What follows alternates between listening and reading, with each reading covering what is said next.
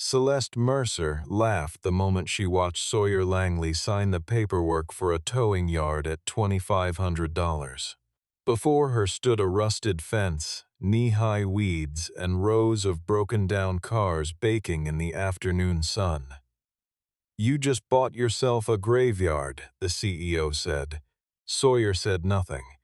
He folded the receipt into his jacket pocket the way a man does when he believes he's holding something worth keeping. 2 weeks later, pulling a tarp from a locked container in the far corner of that yard, he saw the old Mercer hood ornament staring back, the missing car that had belonged to her father. Stay until the end to find out why a $2,500 tow yard was hiding the one car a CEO had spent years trying to find. The city's asset auction for abandoned properties ran through a long list of lots that morning, most of them the kind of real estate that agents politely described as having development potential, and developers quietly walked past. Ridgway Towing Yard sat at the bottom of that list, a former commercial tow operation seized for unpaid property taxes 8 years prior, its paperwork in disarray, its lot boundary disputed in 2 different municipal filings, and its physical condition documented only in a set of photographs, so discouraging that the city assessor had included a handwritten note of caution in the packet.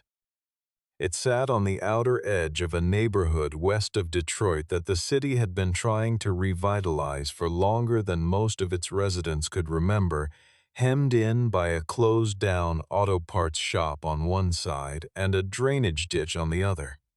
The upset price had been set at $1,500 and had sat there unmoved through 6 prior auctions.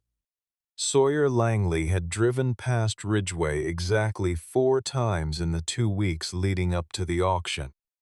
He was 39 years old, broad-shouldered, the kind of man whose hands told his profession before his mouth did, grease-stained along the knuckles, calloused at the palm, missing the tip of one finger from a tow hook incident 7 years back that he no longer bothered explaining.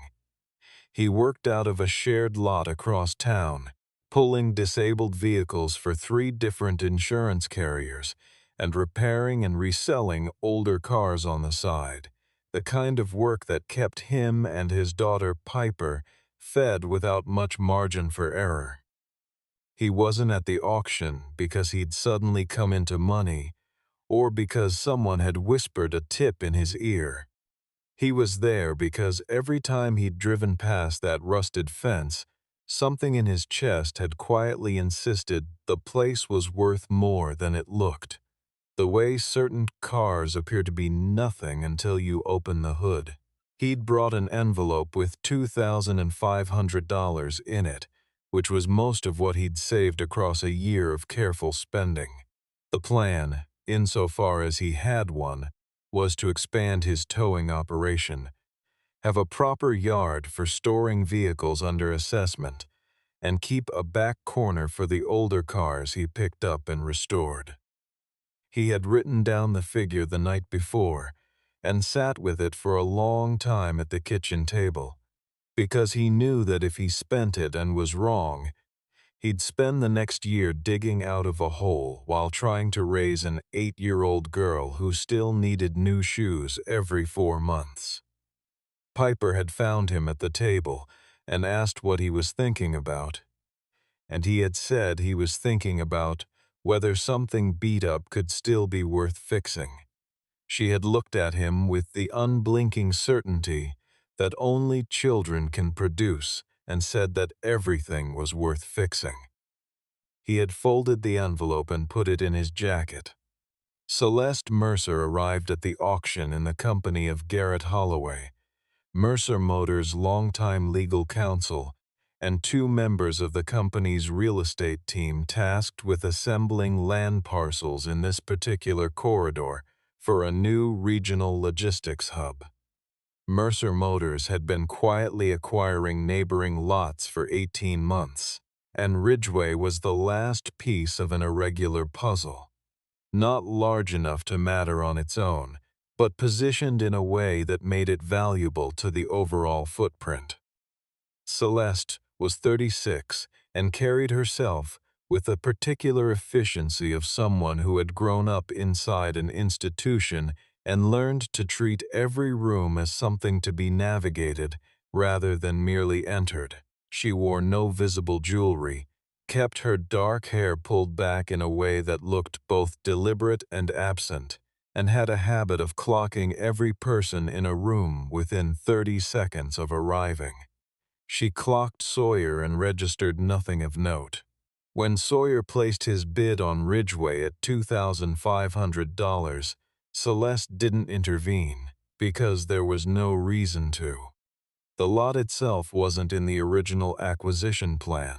The parcel beside it was what Mercer needed, and her legal team had advised that Ridgway could be purchased separately from its new owner at a comfortable markup once the tax encumbrances were cleared. Garrett said something to her in a low voice that made her pull the corner of her mouth upward. She glanced at Sawyer as he accepted the keys from the city representative, and she saw a man who did not appear to know what he'd gotten himself into. She said, clearly enough for him to hear, "You just bought yourself a graveyard." Sawyer tucked the receipt into his pocket and looked at her for exactly 1 second. "Sometimes people throw away things they didn't have the patience to look at twice," he said. Then he walked toward the gate. Celeste didn't give the remark another thought. What Sawyer found when he opened the gate of Ridgway Towing Yard on his first working morning was worse than the photographs had suggested, and the photographs had already been bad. Crushed vehicles sat stacked 2 and 3 high in the eastern section. Weeds had grown up through engine bays and wheel wells and cracked windshields, achieving the kind of thorough colonization that suggests a decade of absolute neglect rather than a few careless seasons. The small wooden office building at the front smelled of mold and mouse, its single window punched through and patched with a piece of plywood that had since warped away from the frame. 3 of the neighbors came to stand at the fence on separate occasions that first day, and each offered, in their own particular way, the same advice: flip it to a developer before it became a liability. Sawyer had been through worse, and he started at the fence line and worked his way inward with a methodical patience that had less to do with optimism and more to do with the discipline of a man who understood that large jobs only get done one section at a time. Piper came by after school on the 3rd day, carrying 2 bottles of water in a paper bag she'd decorated with marker drawings of cars. She walked through the lot with wide, unhurried eyes, touching a rusted side mirror, peering into the cab of a gutted pickup, pausing in front of an old station wagon with a tree growing through its hood. Sawyer watched her and thought that she saw these vehicles the way he'd taught her to, not as failures, but as objects that had once done something for someone and hadn't been asked to since. Meanwhile, across town, Celeste was fielding pressure from 2 directions simultaneously.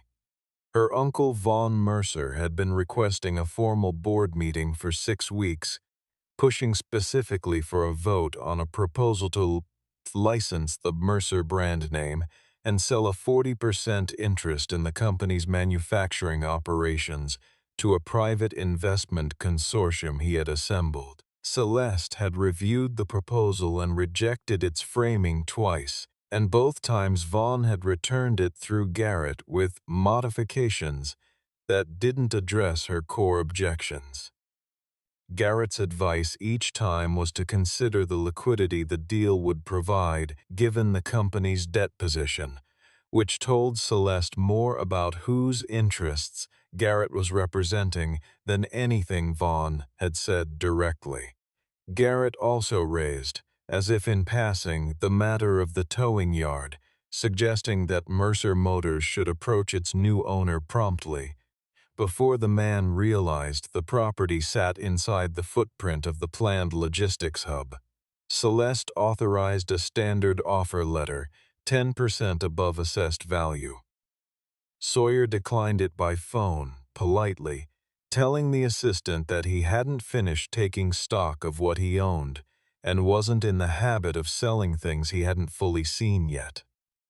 She drove to the yard herself late on a Thursday afternoon and stood outside the fence, looking at the rusted chain link and the weeds, calculating how long it would take a man working alone to clear this mess. Sawyer came out of the office wiping his hands on a shop rag, and she told him plainly that she wasn't trying to take something from him.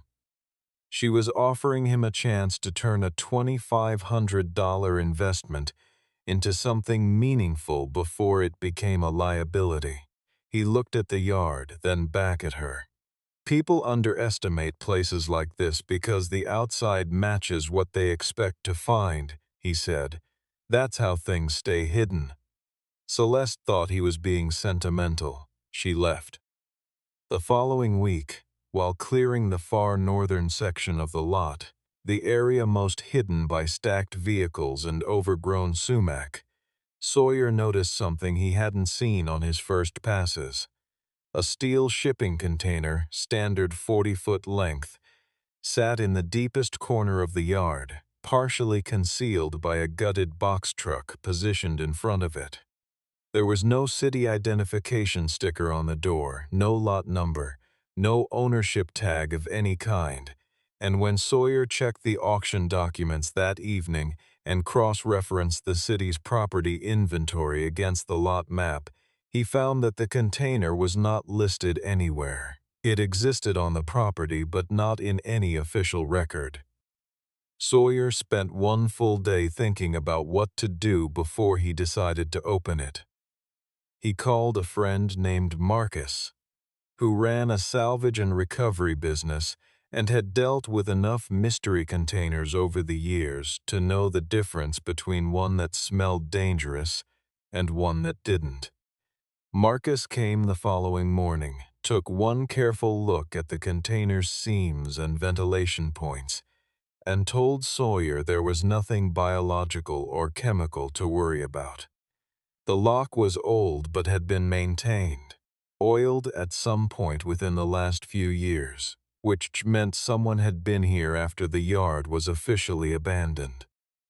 It took Sawyer 20 minutes to work the lock with the right tools, and when the container doors swung open, the air that came out was dry and faintly metallic, the smell of preserved space rather than neglect. The interior was dark. Sawyer shone a work light in and saw, at the far end, a large shape beneath a canvas tarp, thick, military grade, the kind used for long-term vehicle storage rather than a casual cover thrown over something to keep the rain off. He walked the length of the container slowly, checking for anything else, and found nothing but the covered shape and the absolute silence of a room that had been sealed for a long time.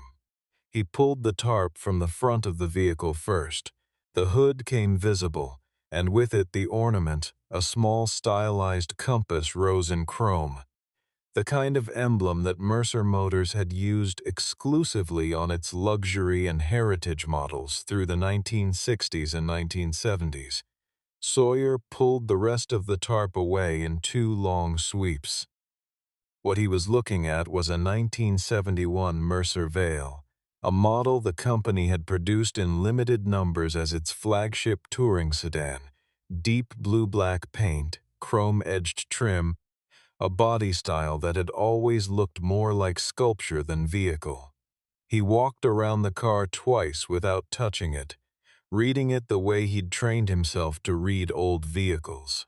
Not for what was visible, but for what the visible suggested about who had cared for it and why. The front bumper had a hairline repair on the driver's side, factory done by a skilled hand, probably decades old.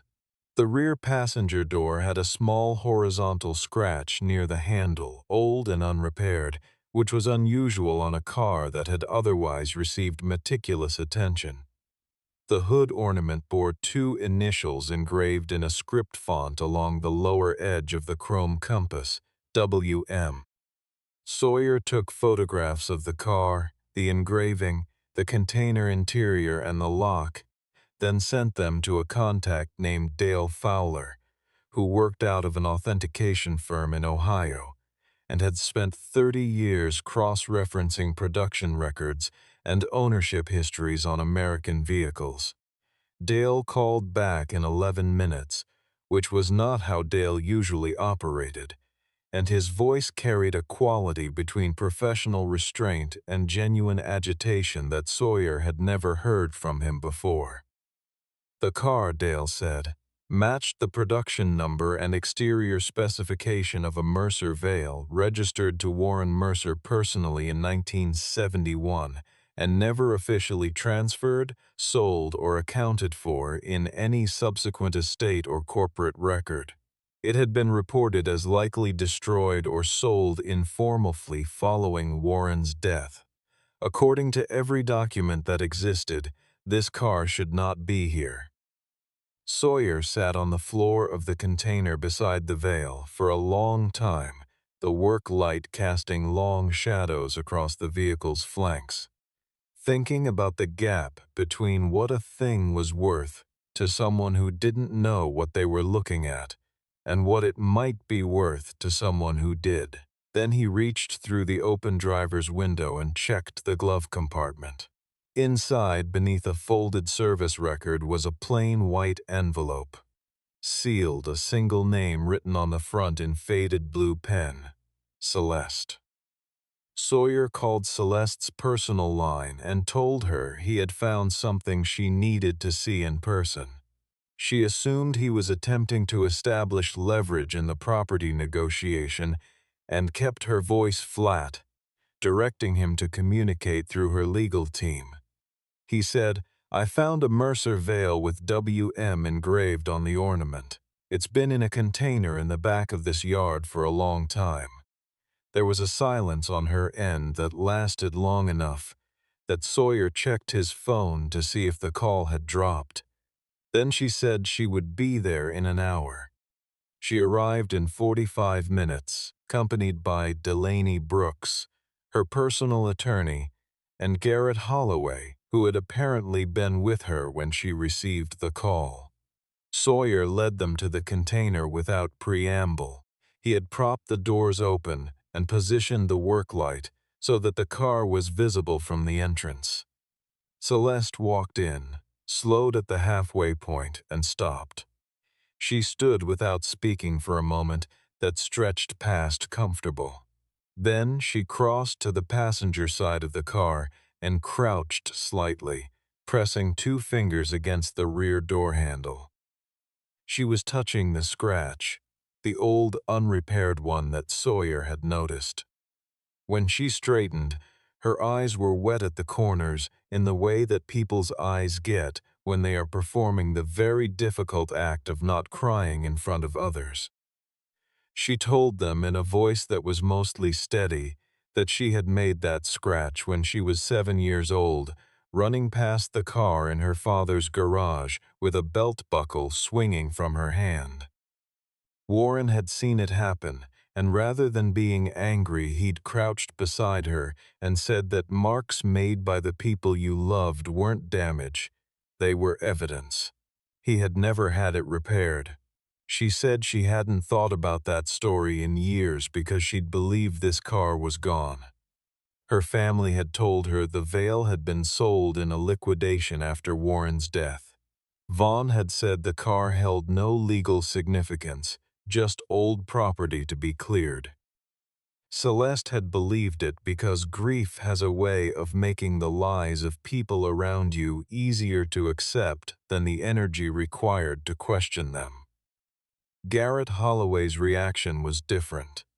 He moved closer to the vehicle with an attention that Sawyer read as something other than sentiment and said the car was clearly Mercer Motors' property and that Sawyer would need to surrender it pending a formal estate and asset review.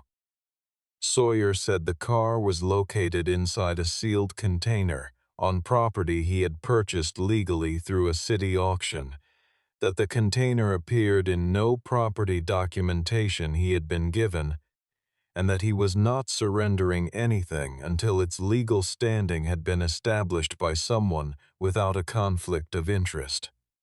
Delaney said the same thing in language that cost considerably more per hour. Nobody moved the car that night. Sawyer handed Celeste the envelope he had found in the glove compartment. She turned it over before opening it, and when she read the first line, she went very still. He had written, "If you are finding this here, it means they kept it from you far longer than I hoped." She read the full letter standing, and Sawyer and Delaney gave her the space to do it. When she finished, she folded it back into the envelope and held it for a moment against her chest. Garrett had his phone out. Sawyer noticed him step to the far end of the container to make a call. Delaney examined the letter carefully once Celeste gave permission, dating the handwriting, comparing the stationery to a reference from a prior Warren Mercer document her firm had on file. The seal on the envelope's interior flap matched a private notary mark Warren had used for personal correspondence in his final years, evidence of authenticity that would stand up to a handwriting examiner. The letter directed Celeste to a locked mechanical box installed beneath the rear seat of the Veil, which required two things to open: the key to the car's ignition and a secondary code entered on the factory control panel through a sequence of 3 switches, described by Warren using language only someone who had grown up in his household would immediately understand. Celeste knew the sequence. Warren had encoded it in the private shorthand they had used as a driving game when she was small, specific enough that no one outside their household could have decoded it. The ignition key was the remaining problem. Delaney said the box could be opened by a locksmith under court supervision if they filed a preservation petition, which she intended to do immediately. Garrett argued that the box was part of the vehicle, which was part of the Mercer estate, and its contents should be reviewed by company counsel first. Delaney told Garrett without raising her voice that he appeared to have a conflict of interest in any matter related to this vehicle and should consider removing himself from the proceedings. Sawyer, meanwhile, had been examining the undercarriage of the Veil and found a small metal tag near the left rear subframe, a rectangle of stainless steel, engraved rather than stamped, bearing 2 words and a surname, Lawson Drake. Celeste recognized the name immediately. Lawson had been her father's personal driver and mechanic for the final 7 years of Warren's life. A quiet and competent man who had left the company abruptly in the weeks following the funeral and whom no one at Mercer Motors had spoken of since. Delaney photographed everything in the container from multiple angles: the tag, the lockbox, the letter, the envelope, and then found something in the glove compartment documentation that changed the temperature of the room.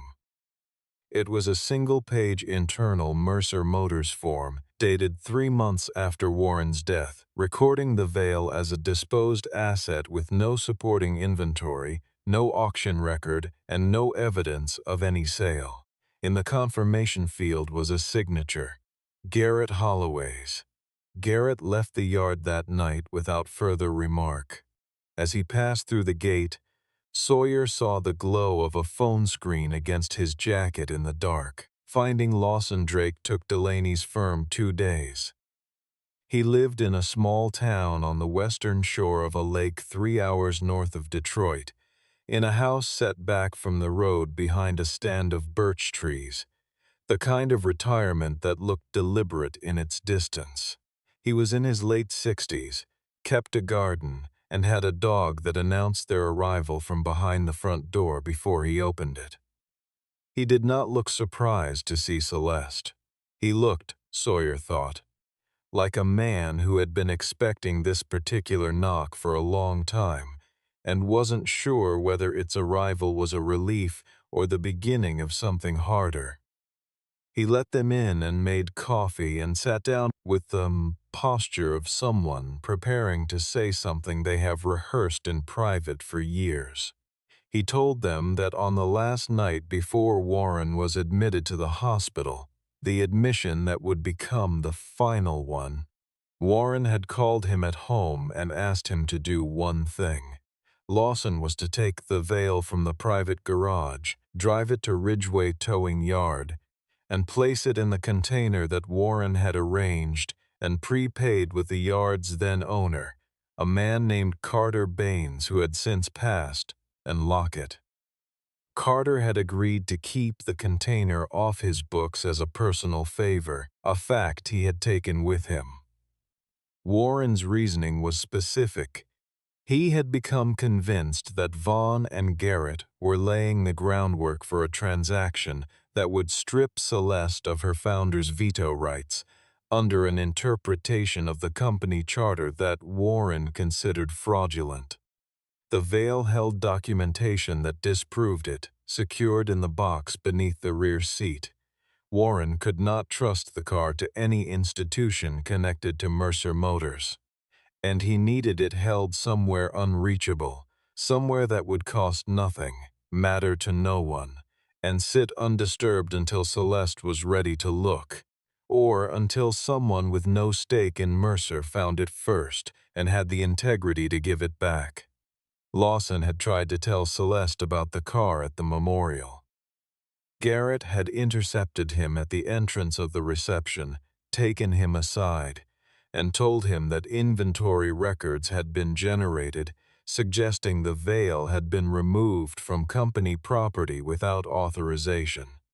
Garrett said there was no intention to pursue it, provided Lawson signs a separation agreement, and never raised the matter with the family. Lawson was 61 at the time, his wife was ill, and the legal threat was enough. He had carried that weight for 9 years. He reached into the top drawer of a sideboard beside the table and placed something on the wood between them, a thin chain with a small brass compass pendant. Warren had worn it every day for the last decade of his life, and it had been missing from his personal effects after his death. This was the companion piece to the ignition key, the secondary identifier that completed the box's mechanical lock. Warren had given it to Lawson the night of the drive, saying it should go to Celeste when the time was right. He had never found the right time. Celeste closed her hand around the compass.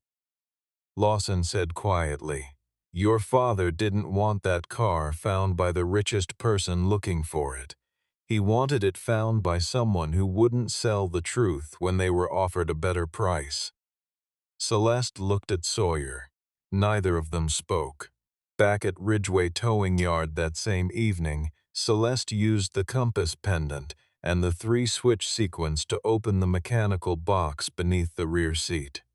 The box yielded cleanly, its internal mechanism still precisely calibrated after years of sealed storage. Inside were 3 items wrapped in oilskin cloth, a handwritten addendum to Warren's original will, a folder of share registry documentation, and a sealed data storage device that Brielle Dawson, Mercer Motors' former data archivist, reached through the company's retirement records, was brought in to assess. The addendum to the will was dated 8 months before Warren's death, written in his own hand on paper bearing his private notary stamp. It specified in plain and unambiguous language that Celeste held an absolute veto right over any transaction involving the Mercer Motors trade name, trademark portfolio, or core manufacturing operations for a period of 10 years following Warren's death. The right was structured as a condition on a founding share block that Warren had retained personally and never transferred to the corporate structure, which meant it existed entirely outside the reach of the board. The share registry documents revealed something Vaughn had repeatedly characterized to the board as settled, that the founding block had been absorbed into the company's general equity pool upon Warren's death. The documents in the box said otherwise with specificity and corroboration. The founding block remained intact, its management vested in a body called the Warren Foundation, whose charter required that it be used exclusively to protect the company's employees and manufacturing capacity, not liquidated for private investment. Brielle worked through the night to recover the contents of the storage device. What she found included internal communications from Warren's final year, draft presentations he had never submitted, and a single video file. Warren sat at the desk in the private study that Celeste recognized from childhood. The same shelves, the same lamp, the same uneven stack of reference books he'd never organized. He spoke directly and without notes for 14 minutes, explaining the structure of the trust and the reason he had been unable to protect Celeste through conventional channels. He did not accuse anyone of a crime in the legal sense. He described what he had witnessed and what he believed it meant, and he trusted the documentation to carry the rest. Celeste watched the video twice. The second time, Sawyer was the only other person still in the container with her, and he stood near the open doors facing outward, giving her the privacy of his turned back while she heard her father's voice for the first time in 9 years. Brielle's examination also confirmed what Delaney had begun to suspect. The disposal record for the veil had been created 4 months after Warren's death, bore a filing date that preceded its actual creation by nearly a year, and had been signed by Garrett Holloway using an internal authorization code that should have required a second signatory. The second signature field was blank. It was not an administrative oversight. It was a document fabricated to erase a car that its creator had every reason to believe was dangerous. Vaughn Mercer had known within hours of that first night at the yard that the veil had been found. His response was institutional and immediate. By Monday morning, a formal demand letter from Mercer Motors' outside legal team arrived at Ridgeway, asserting that the veil was corporate property that had been misplaced rather than abandoned, that it fell outside the scope of any municipal auction, and that failure to surrender it within 24 hours would constitute wrongful retention of a corporate asset. A second action followed the demand letter by approximately 6 hours. Someone in the Mercer Motors communications office placed calls to 3 local publications suggesting that Sawyer had purchased the distressed property specifically to locate and leverage a valuable vehicle he had prior knowledge of. The stories that ran were not large, but they did their work in the small, specific radius of Sawyer's professional reputation. 3 customers canceled tow service appointments. A mechanic he'd been discussing a sublease arrangement with stopped returning his calls. Piper came home on a Wednesday and said that a boy in her class had told her that her dad was in trouble with a big company. Sawyer sat with her at the kitchen table and told her that sometimes people in trouble told stories about other people to keep attention moving in the wrong direction, and that the best answer to a story like that was to keep doing the right thing until the facts came out. Celeste came to the yard on a Thursday evening, alone, without her legal team. She found Sawyer replacing a fuel line on a truck he'd taken in for storage and stood at the edge of the bay until he looked up. She said she understood if he wanted to step away from the matter, that she could arrange legal protection for his ownership of the yard and find a way to extract the documentation through channels that kept him out of the dispute. She said he had already done more than anyone had any right to expect. Sawyer set down his wrench. He said he hadn't found the car to watch it get buried again by the same people who'd hidden it the first time. He said he'd bought the yard with the last of his savings because he believed something real was there, and that had turned out to be truer than he'd known how to imagine.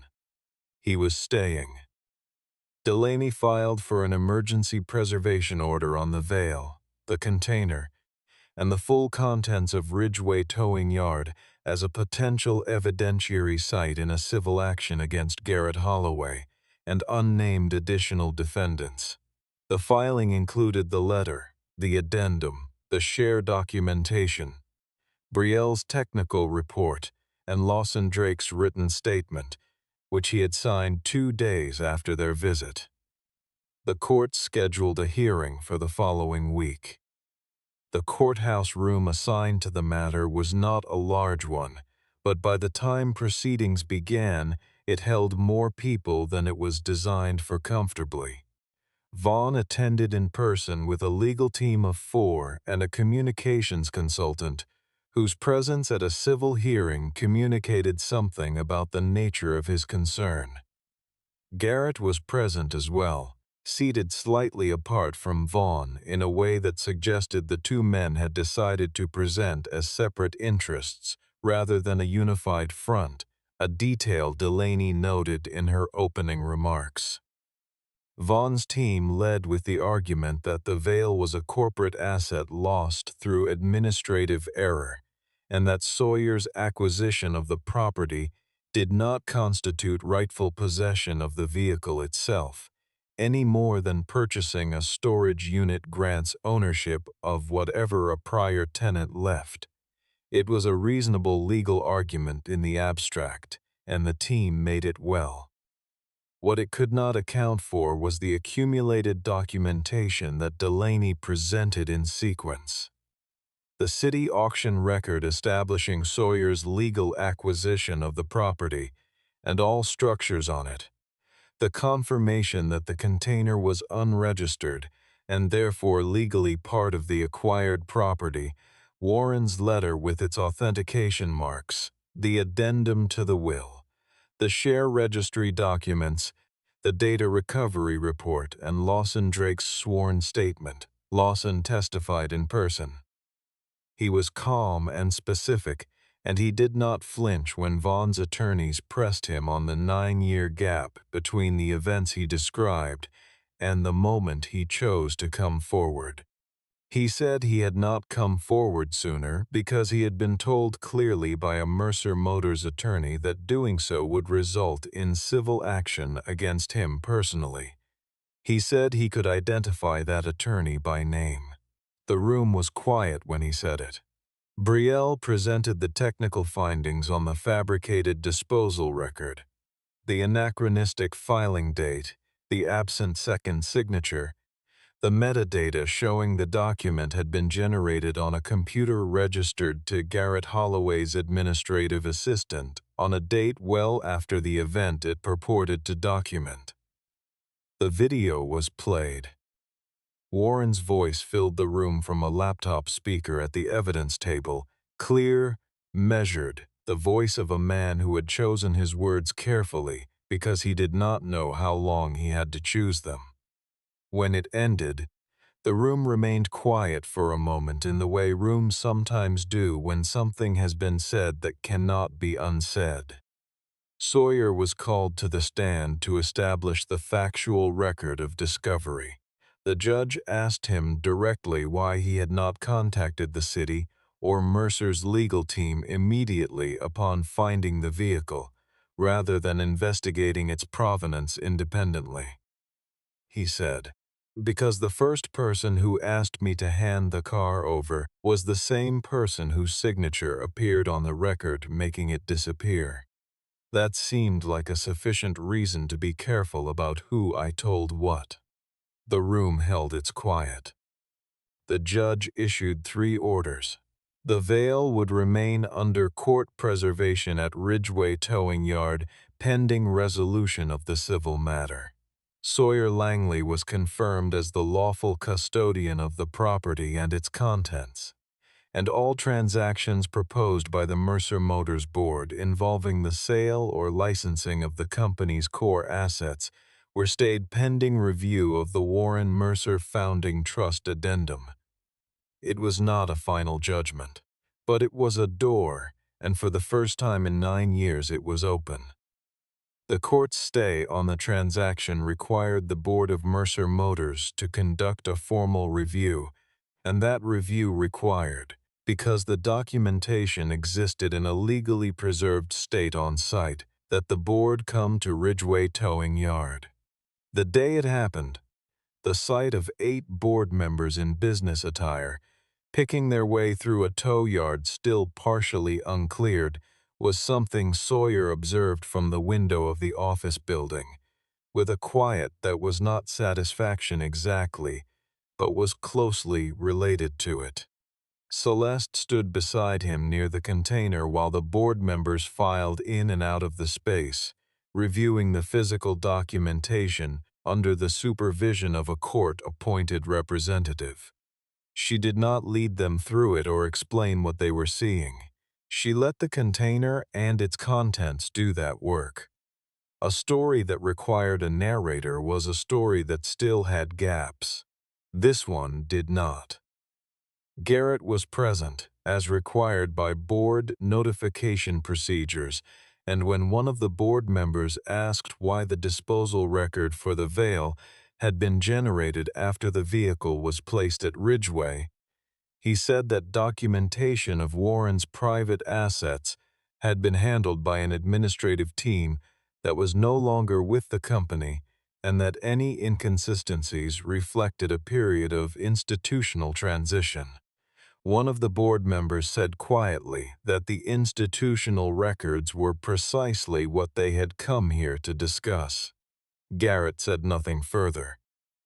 Vaughn attempted to redirect the conversation toward the company's current financial position, to argue that past matters were litigated ground and the board had a fiduciary responsibility to address the present with some independence. Celeste said she was not asking the board to choose between the past and the future. She was asking them to acknowledge that the transaction Vaughn had been pursuing was built on a false premise, the claim that the founding veto rights had expired. They had not expired.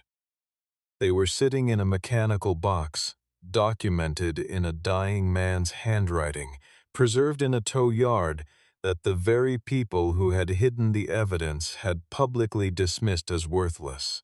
Several board members requested time to consult with independent legal counsel before the scheduled vote.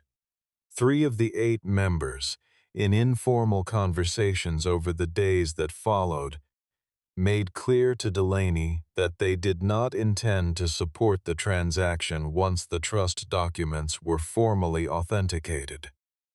The coalition Vaughn had spent 2 years assembling was coming apart in the way that such coalitions always do, quickly and from the edges first.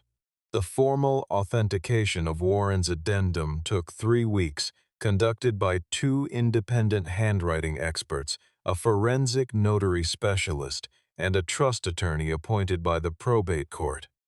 All findings were consistent. The document was genuine, the notary seal was authentic, and the addendum had been executed in compliance with the Warren Mercer Founding Trust Charter. Celeste exercised the veto in writing through Delaney's office within 12 hours of receiving the authentication report. The transaction died without ceremony. Vaughn's investment consortium issued a brief statement acknowledging the proposed agreement had been withdrawn. Vaughn himself tendered a request to be recused from decisions relating to the trust and founding shares, a framing that everyone in the room understood as the first step toward a quieter exit. Garrett Holloway placed himself on indefinite leave 2 days after the authentication report was made public, and Delaney's civil filing naming him for the fabrication of the disposal record moved forward without opposition. The company was not saved by the veto alone. The debt position was real, the market pressure was real, and the strategic questions Warren's documents had frozen in place would still need to be answered. But Celeste had bought herself the right to answer them on her own terms, which was not a solution, but was an entirely different starting position. She spent the following weeks developing a restructuring plan with a team she trusted, divesting non-core properties, reinvesting in the manufacturing base, and commissioning a limited heritage edition of Mercer vehicles to be built with direct input from independent restoration specialists. Sawyer's name was on the short list of partners for that last piece, before Celeste ever raised it formally. She called him on a weeknight to tell him about the authentication before he heard it elsewhere. He said he had been outside with Piper, who was trying to identify car makes by their grills, a game he'd taught her. Celeste said that sounded like the right way to spend an evening. He said it was. When she finished telling him what the documentation confirmed and what would happen next with the trust and the board, he was quiet for a moment and then said, "Your father left it in the right place." She said she thought so too. The story found its way into the press in the week following the authentication report, and the version that circulated focused on what was easiest to headline: the single father who bought a tow yard for $2,500 and found a car that halted a fraudulent takeover of a legacy automaker. 3 investment groups contacted Sawyer within 10 days, each offering to purchase Ridgeway Towing Yard at a figure substantially above any rational appraisal of its underlying value. He declined all 3. He explained his thinking to Piper at the kitchen table, using the plain terms he used for everything important, saying the yard had been worth $2,500 when nobody believed in it and was worth more now because something true had been found inside it, and that didn't mean the yard had changed. It meant the way people were looking at it had.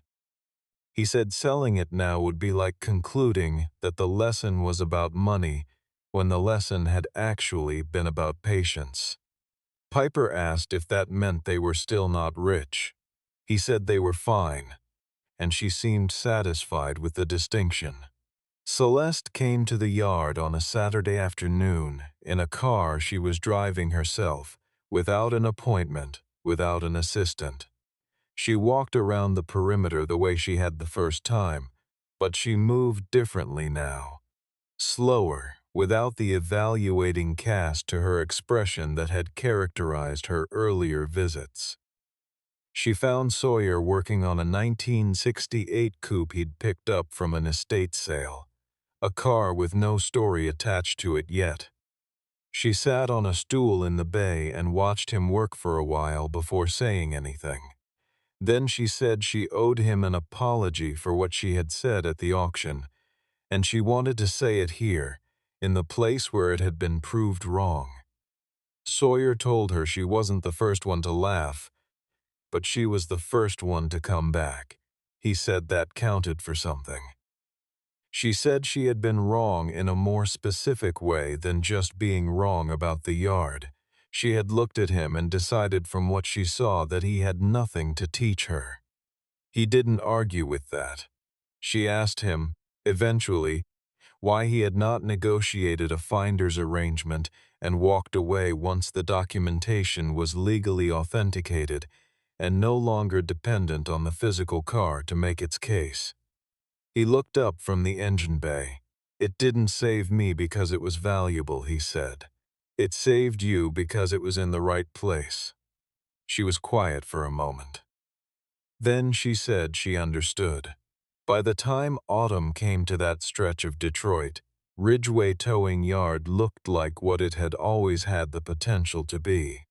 Sawyer had replaced the chain-link fence along the street frontage with a welded steel panel fabricated from salvaged material. The office had been re-insulated, re-windowed, and given a coat of dark paint that made it look intentional rather than temporary.